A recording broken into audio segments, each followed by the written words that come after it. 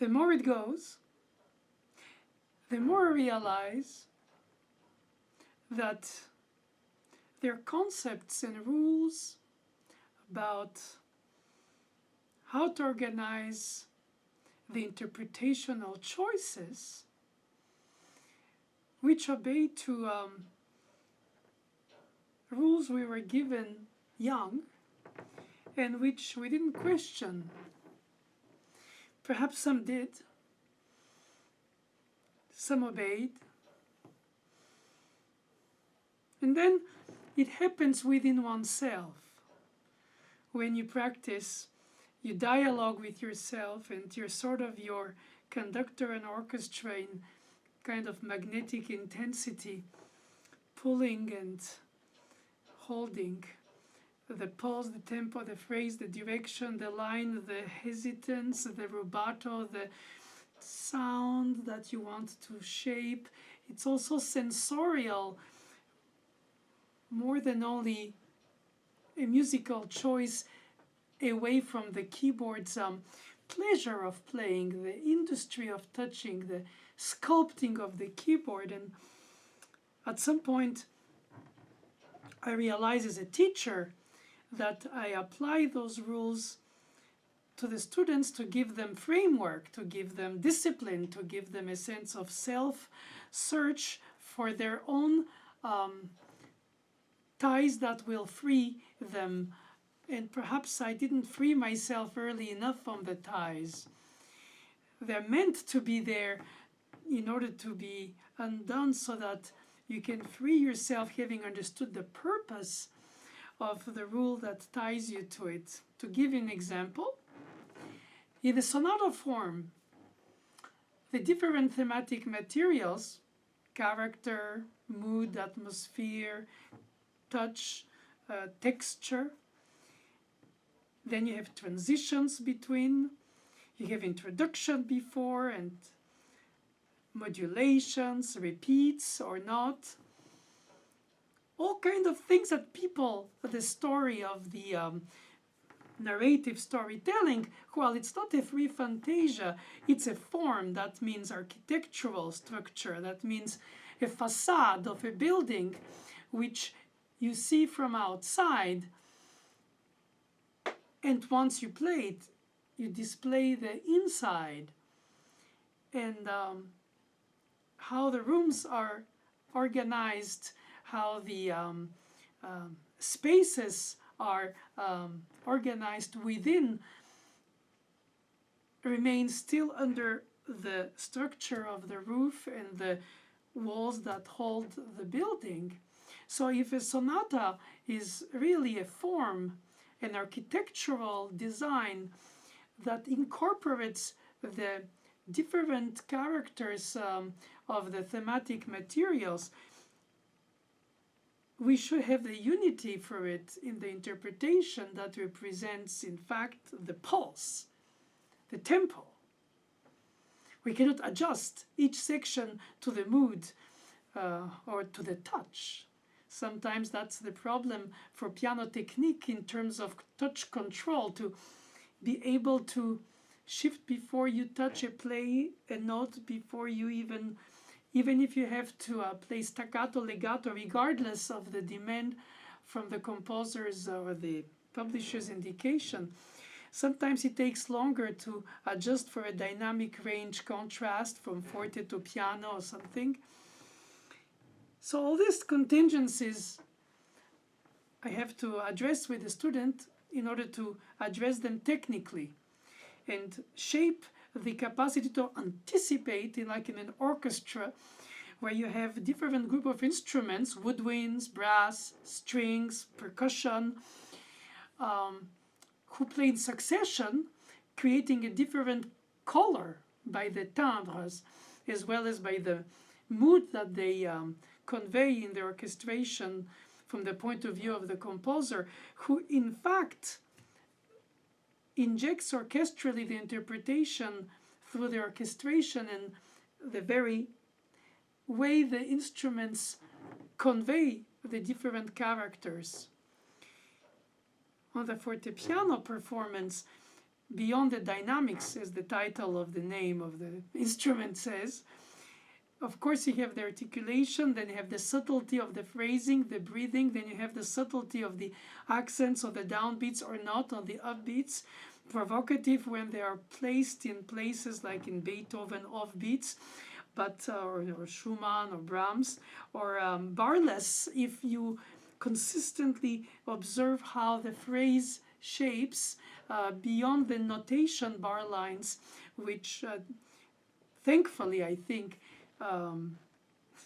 evaporate during the performance, so the listener doesn't hear them. They're more like for rehearsal purposes to compartment the elements, mostly for groups. But anyway, in the notation, you always have something that doesn't sound like when it's played, when it's read. So if you hear it by ear, do you define an upbeat before it starts because there is silence prior? How do you play in a way that your performance is readable beyond being felt?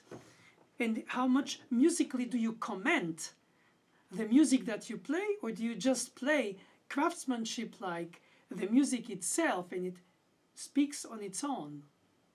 So do you feel uninvolved, half involved, over involved? It's a point of view. And of course the rubato then comes on top of it all, because this subjectivity is not notational.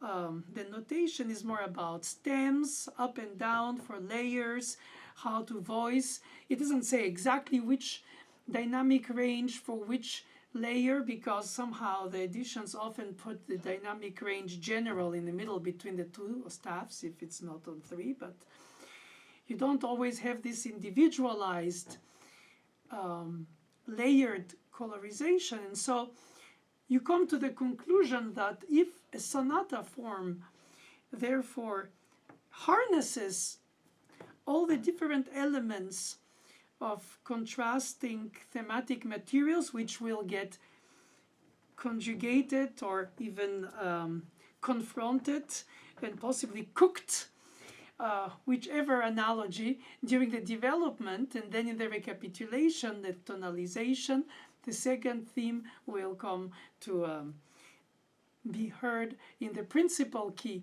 So there is some sense of taking opposites and making them united, and unified rather than united. But in the process, you have to express the dynamic ranges, but also the rhythmic patterns. So if you have a first theme in eighth notes, a second theme in half notes, like in the Waldstein Sonata, for instance, it's self-explanatory. Sometimes the themes are just an inversion of each other, even not that contrasting, like in the Appassionata.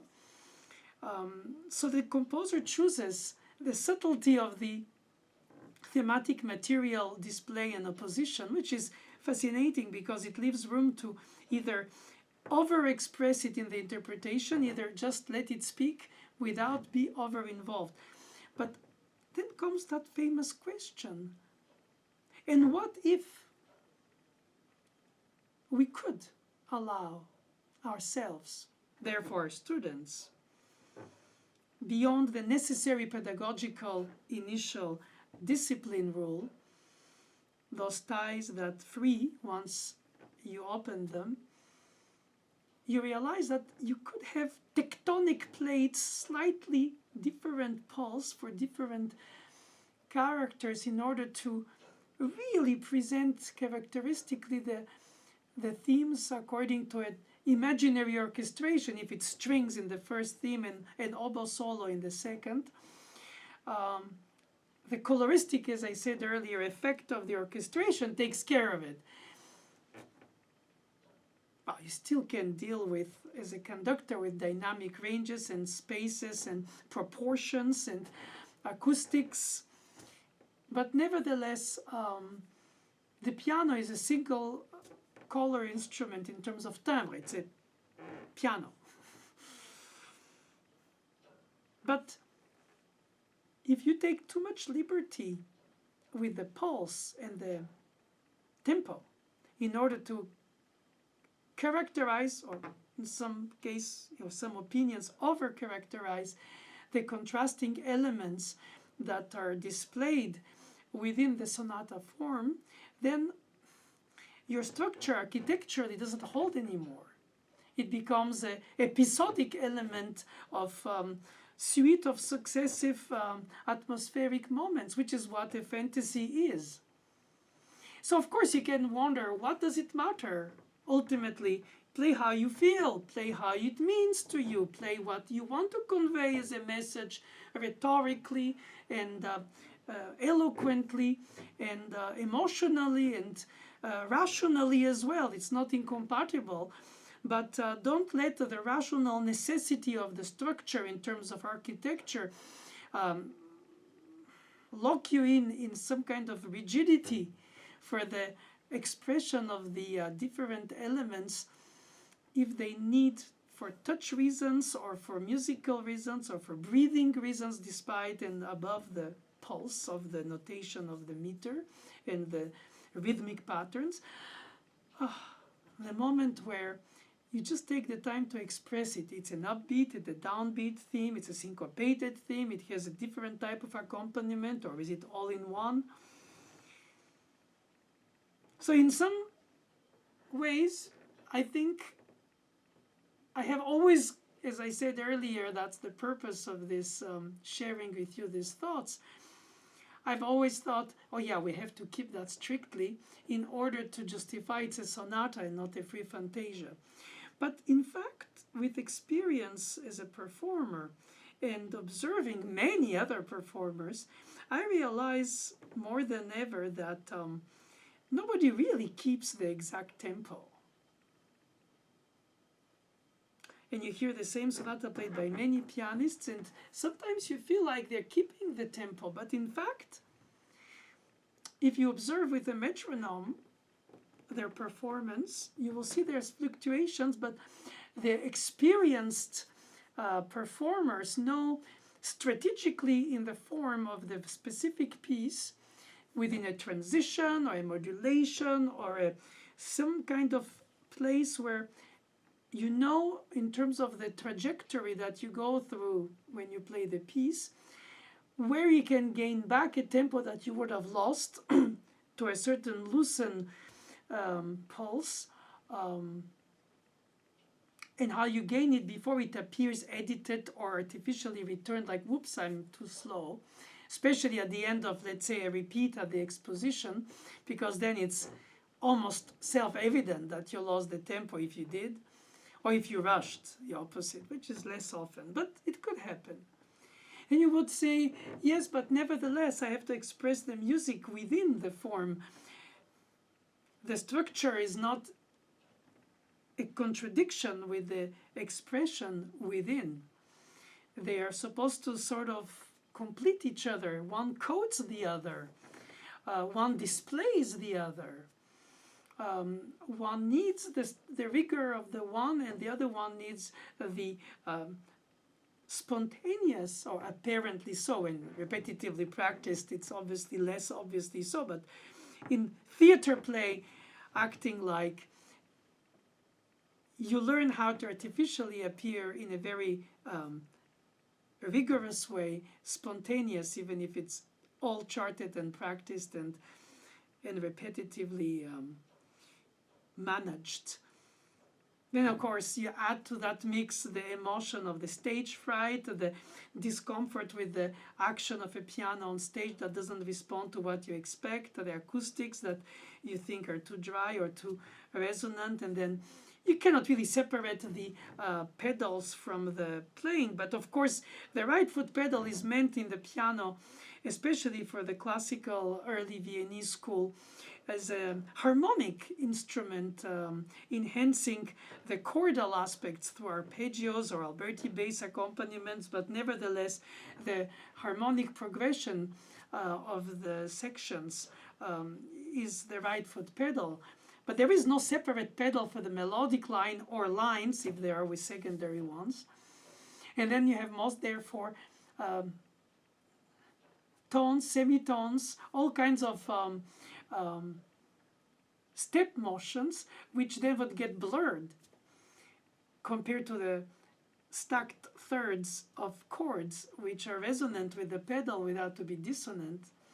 Well, 4-sound chords, especially with inversions, do have the inversions of the seventh in the second, so it does create a sense of something a little bit more dissonant. But generally, the right foot pedal is not the melodic one. It's more about the finger pedal that you have to play in order to create the quality singing, if it is to be legato, non-legato, wet legato, air legato, or over legato, or portato, or tenuto, or whatever you define that the expression calls for, and that you try to shape through the random instrument you play, because it's almost always a different instrument, and that's another element for pianists that has to be always taken in account compared to other musicians who carry their instrument.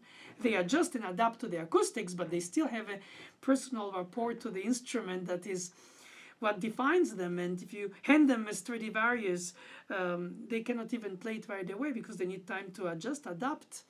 If the instrument talks to you, tells you what it can do. Of course, in early music, as we call it today, or Baroque music, or for more general, but Renaissance and all genres before the fortepiano, let's say the harpsichord largely, you cannot play a specific piece of a specific genre from a specific country, like Flemish music on a French harpsichord, or I don't know, English music on a German harpsichord, because he would consider it a heresy beyond the tuning elements of variety that have to be also taken in account. I speak that you don't have this kind of universal instrument.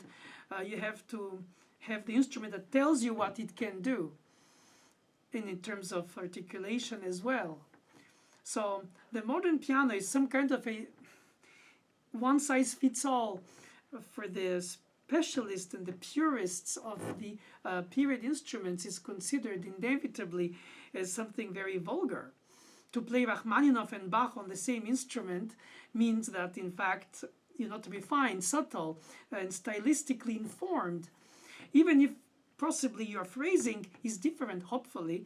Your ending of phrasings is different in Bach, with the upbeat or the downbeat for the conclusion or not, or the connection of the 2-3-4-1 patterns, and compared to Scriabin expression. Obviously, anybody who is a little bit aware of classical music knows the difference.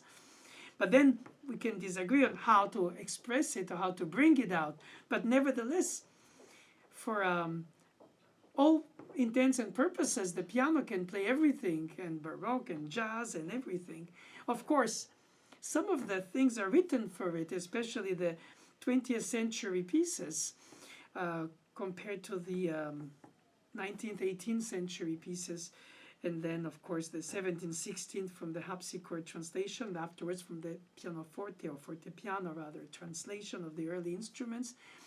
In fact, the etymology of interpretation being translation, inevitably we enter in this situation where the universal performance on a fortepiano of today is considered a betrayal by the purists of the specific stylistic genres. But let's say you play in a concert hall as a pianist, a recital typical of different styles, a Bach, Beethoven, Chopin, Brahms, Prokofiev, I don't know, perhaps Bartok or some Stravinsky. At least 3 or 4 styles. How do you define them? By your touch, by the phrasing, by how you consider that it's supposed to be, or how you imagine it, and how much you're betrayed by the fact that you cannot always obtain what you wish from the instrument on which you play randomly that day, because that's the whole point. You don't have a lot of time to adjust to each of the instruments, and you cannot carry your own piano with you, so the rapport to the instrument is less intimate as a cellist, a violinist, a flutist, an oboist, making your reeds, and bassoonists and all that. Or singer carrying their instrument constantly, which is so nervous making. Because in fact, once you accept the situation, unlike a recording where you can take over and over until you perhaps reach a certain goal of aesthetic pursuit. The concert moment is the unexpected. It's spontaneous, it's organized, it's planned, it's practiced repetitively, but then comes all these elements of psychology as well as acoustics and instrument, which is of course the emotional state. And once you get all this in the mix, a lot of what you planned, organized in the practicing stages repetitively somehow gets evaporated. Let less the keeping or not of the tempo, since you don't go on stage unless for a concerto with a conductor. You don't go on stage to perform a sonata for piano with a conductor facing you, which actually would be very practical. Now you have to count yourself independently of the playing, sort of a dry count that is the rational portion of the structure of the piece in order to maintain your shape, and then allow for certain flexibility to merge into traffic when you change from one section to another, how you intend to enter in that section. It's fascinating because I think that with time I realized that we need to let that happen. And that some kind of flexibility allows with experience, as I said, to know where strategically to gain it before it appears to have been lost, so that you don't play with a worry of losing the tempo, rather you play with the plenitude of expressing everything and still being reliable to the form within which it's nested. I find that a dialogue with oneself that is extremely beautiful, meaningful, and essential. And so yes, I do now, more than ever, encourage an intelligent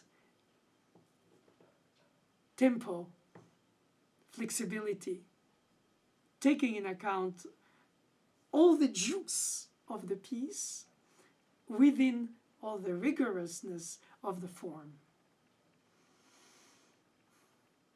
An endless quest, but passionately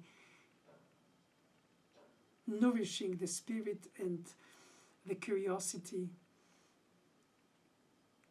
and which allows the piece to be always renewed in your effort, even if you have gone through it a lot and had a long companionship with it. Time will tell.